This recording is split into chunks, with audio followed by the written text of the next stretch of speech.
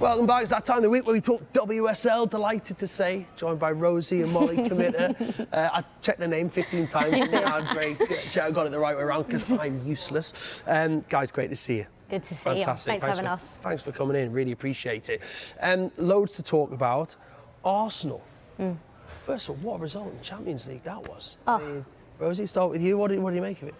Yeah, I think we were talking about Arsenal before, weren't we? It was just like outstanding, so dominant, and I think it put, you know, a real status out to not only the women's football world, but also the world of not only WSL, but also the world of women's football, right? And we said all the time, you know, that Lyon performance really set a statement to the world of football. And I think what I'm loving about this Arsenal side this time round is, I think if we were going to see any dips in performances, it may have been when we saw Leah Williamson and D'Souza out due to injury. But what we've seen is Lotta, Steph Catley slide straight into them centre-half positions, and results are still being able to be grinded out. And I think that shows the strength in depth for this side, and I think they're a force to be reckoned with. And let's be honest, it's a great time to be an Arsenal fan, Pains us to an say Arsenal that player. It's a great time. So, yeah, they're creating something special. Because they followed it up, of course, a 2-0 win over Liverpool as well. And you know what, it's just, like you say, Jonas Seideveld doing a fantastic job. And it shows, I guess, how much English women's football as well is improving, that they're dominating, you know, on the sort of European stage as well. I know you don't like talking about it, but, you know, are they the team to beat now? I've said it. I've said it. You know, anyone watching the dub, I have said it from episode 1 that I think Arsenal really have got a chance this year.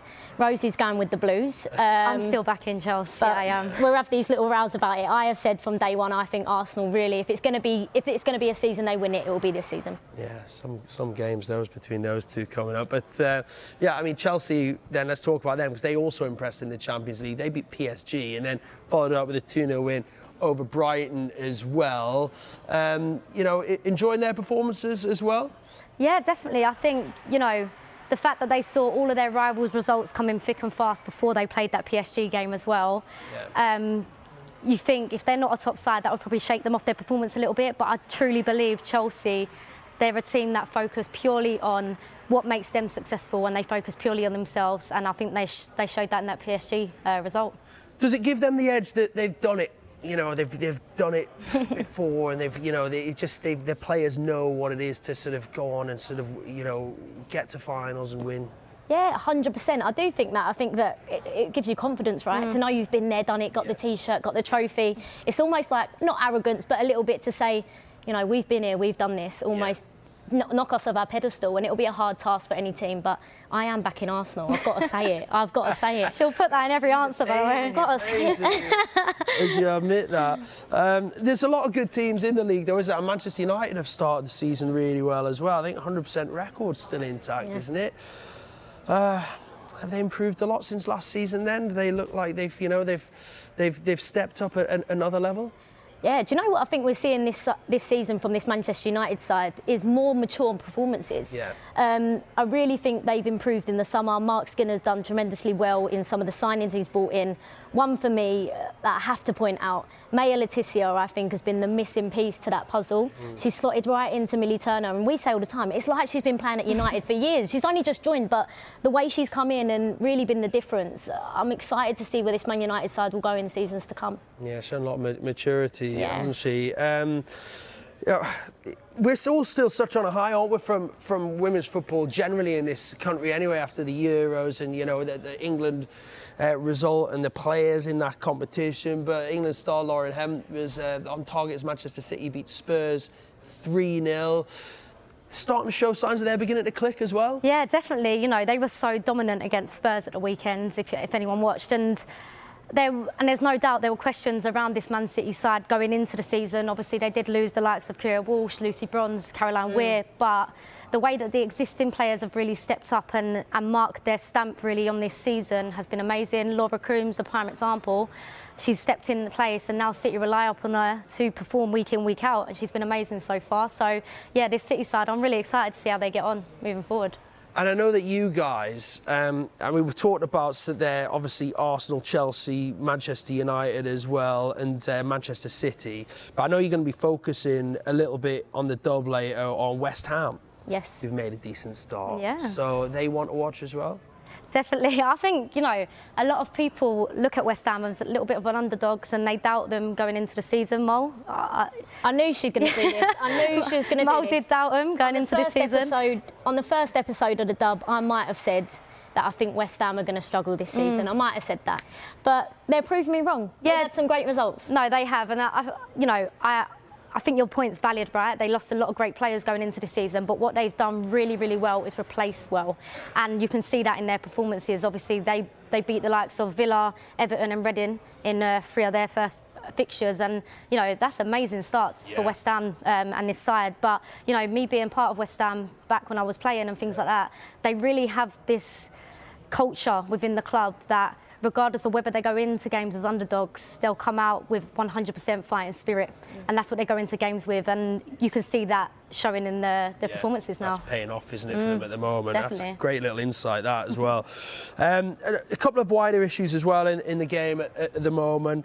Less than 10% of players in elite women's football are from diverse ethnic backgrounds. Just 0.3% of professional players in the WSL are from a South Asian background as well. This has been talked about this week, hasn't it, quite widely. You know, Derby winger Kira Rise called for more work to be done at elite level to make it a level playing field with everyone involved.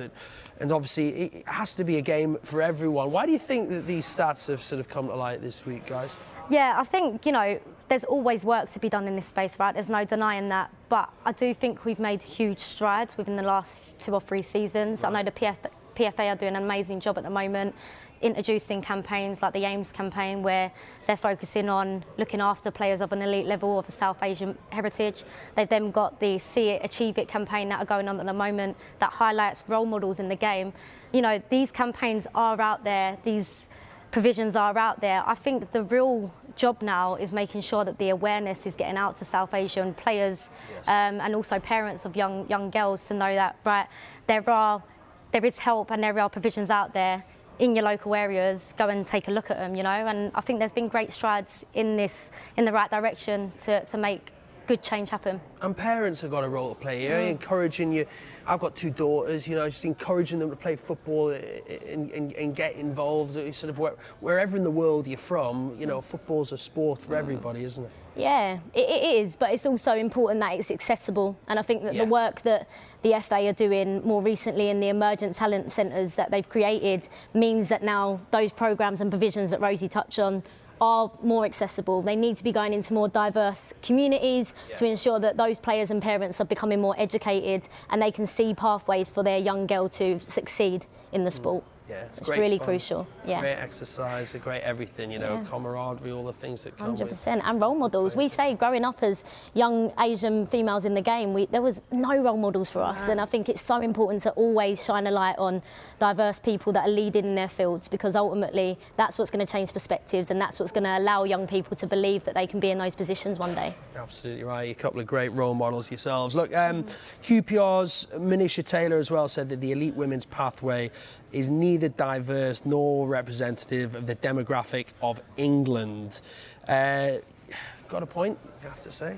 Yeah, of course. And these are all valid points. No one's denying that, definitely. But I think what we have to do is we all have a responsibility to use our platforms and to ensure that education is out there for the right programmes and right provisions that currently exist. And then also highlighting key role models, as we said, to lead the way in those areas.